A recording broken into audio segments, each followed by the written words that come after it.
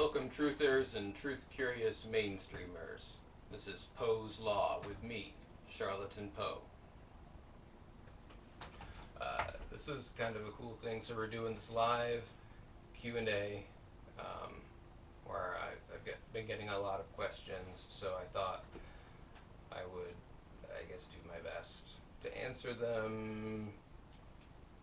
I guess that, the message that I'm putting out there, people are resonating with. So I thought I'd dig into the tweet storm here and start answering some questions. Feel free to keep them coming as I go. I don't know how long we'll go for. I got some food cooking, so that might finish before we get too many. But we'll do it again if it goes well. So, all right, make it. No cheating. First one.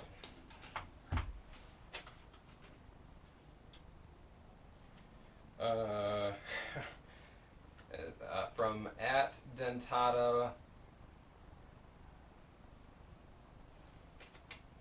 I4I dentata 1994. That's a mouthful. Okay. Can you be anti-boomer and pro-grandmother?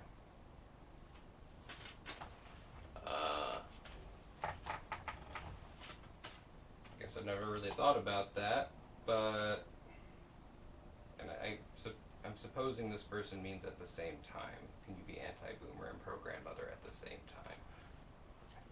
I don't see why not. It's okay to love your grandmother and hate those people at the same time. Your grandma isn't one of those people. Chances are good, even if you disagree with her on her politics. I think she's some kind of dinosaur with her way of the world. You probably still will eat a meal together and have a holiday dinner, get a card for get cards for each other at birthdays and shit. So yeah, I think it's possible to think about something you disagree with in the world and still love the person that represents that idea or has an idea that you disagree with. Yikes. Okay.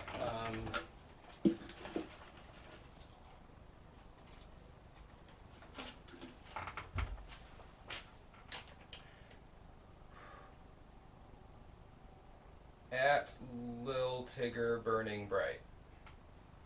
Does sharing a copy machine foster a culture of office promiscuity?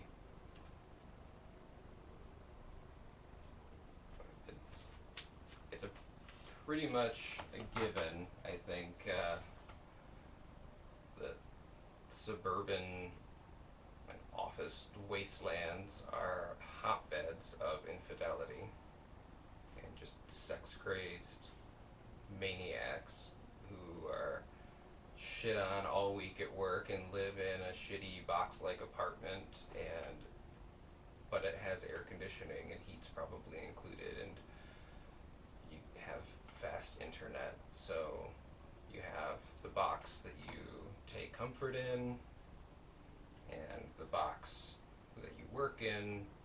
Even if it's an open plan, it's still just a big box. So, yeah, I think at the office, sharing a copy machine probably does foster a culture of promiscuity. You're going to talk to each other, maybe, or see each other. Even if you do the physical equivalent of swiping one way or the other,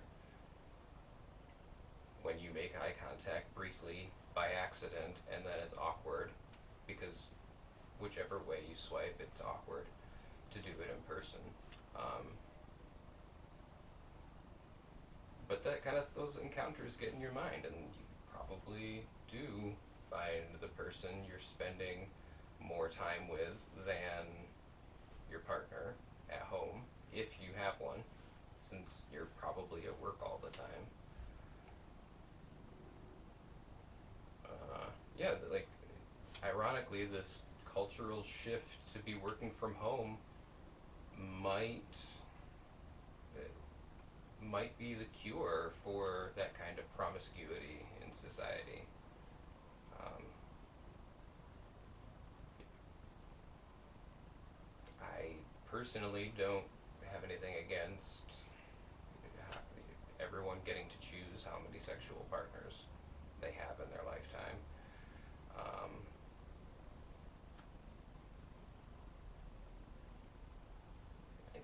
Little Tigger Burning Bright seems like maybe they don't like it, or maybe they just don't like sharing a copy machine.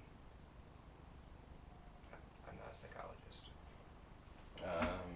Let's see what here.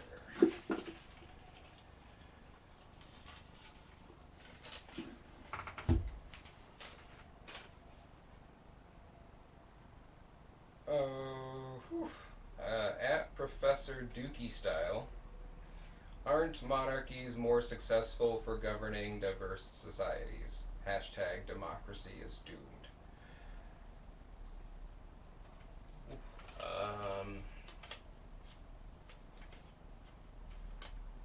You all are, are digging deep to ask me some of these questions.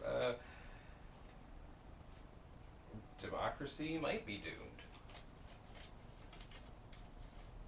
Like 99.9% of species that have ever existed on Earth have gone extinct. Entropy is a reality.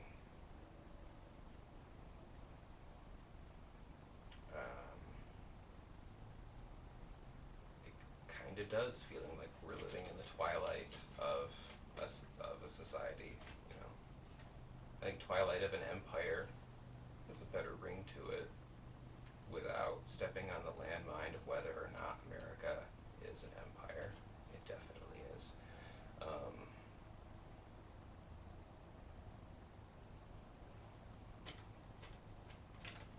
And historically, it does seem like monarchies last longer over diverse societies, because, like, England, for example, has the royals, which are the head of state. I think it's fucking dumb, but they have living embodiments of a thing that you can be apart from Parliament, which is the government.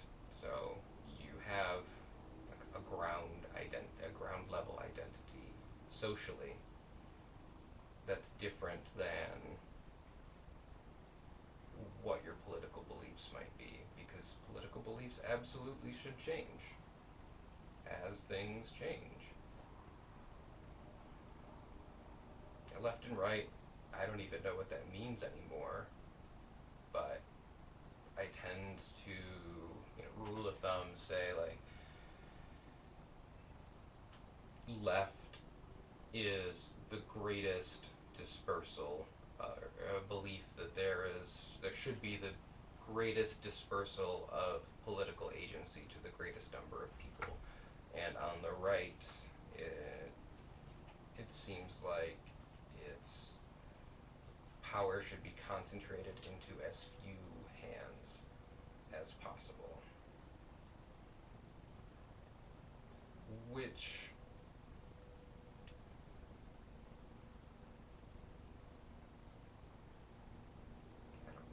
I don't know historically if there's ever been a perfect example of a perfect left utopia and a perfect right utopia.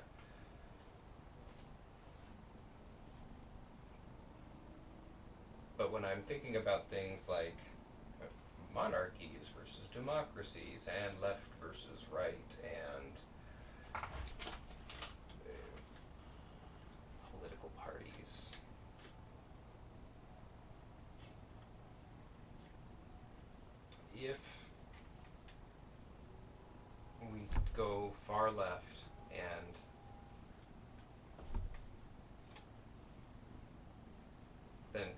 just a little bit to be a true democracy, not a representative democracy, where every decision that needs to be made is made by everyone, versus what we have, where we have representatives, senators, presidents, etc., who we elect to blah blah blah.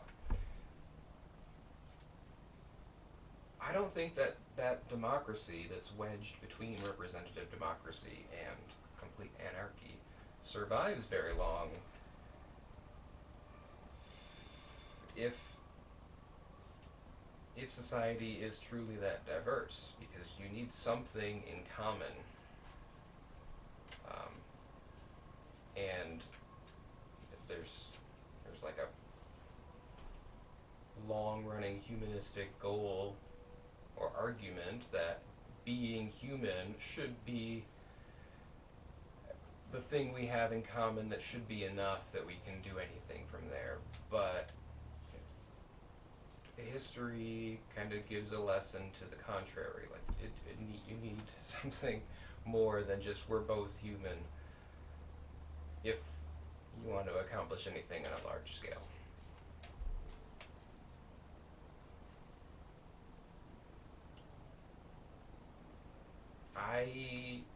If I'm talking about what I believe, with that argument in mind, and enjoying living in a diverse society, I'm not sure that I would rather live in a monarchy where I didn't get a say anymore. Even if it meant a more uniform direction, because monarchies don't have to be hereditary. I think you get the huge swings generation to generation just on the genetic lottery of what quality of person every generation has, blah blah blah. It seems like not having a say would be bad.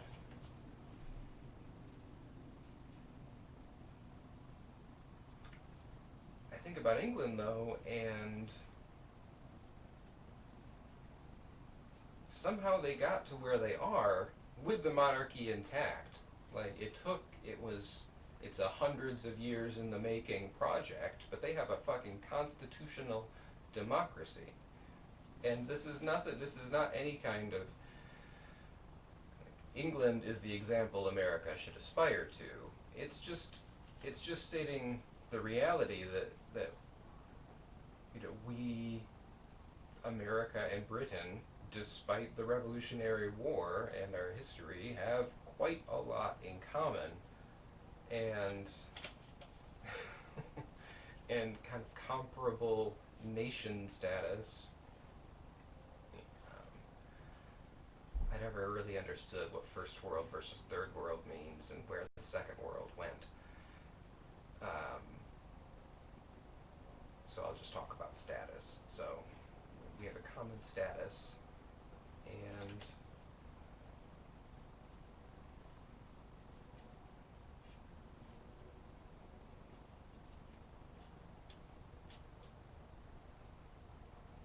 the impression I get is, with the option ready at hand,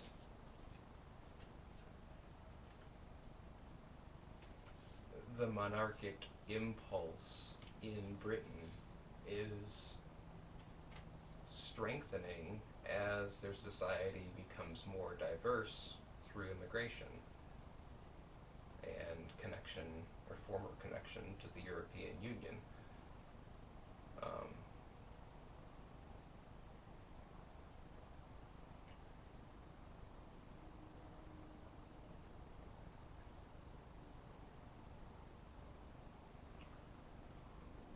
Since America broke with the idea of having a king,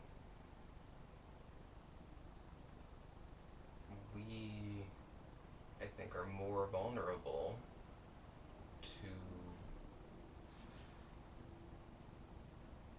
becoming some kind of just popular leader, like in Sinclair Lewis, it can't happen here.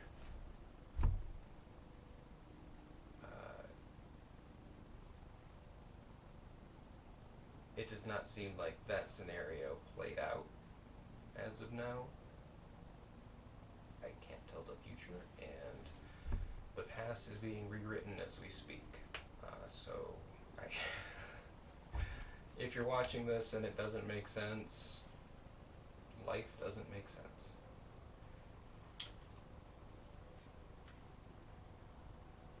I don't think democracy is doomed.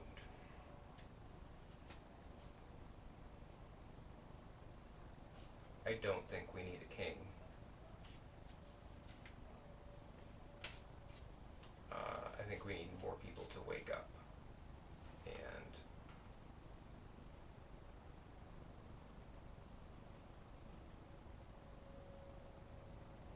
I'm doing my best to do that.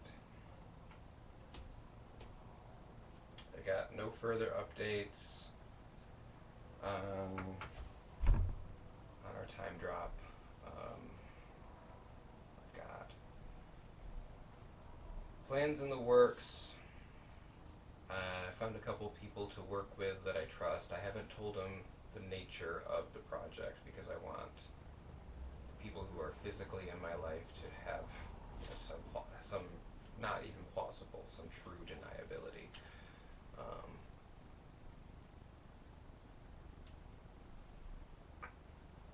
We're gonna try to put something together so I can start playing this tape, or at least, if I can't play it for everyone, find a way to listen to it, transcribe it, and share the messages on it. Greater transparency, I think, is better and will help keep democracy from being doomed.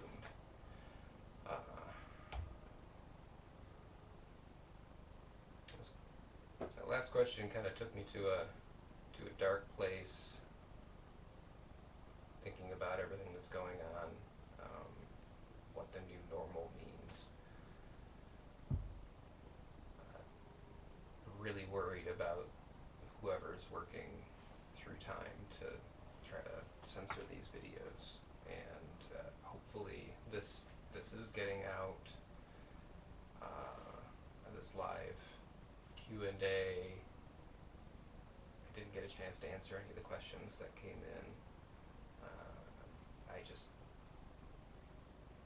I don't know who's watching. I don't have the capability right now of verifying this 100,000 viewers is actually real, or if it's just been somebody that put it up on the screen for me to believe it.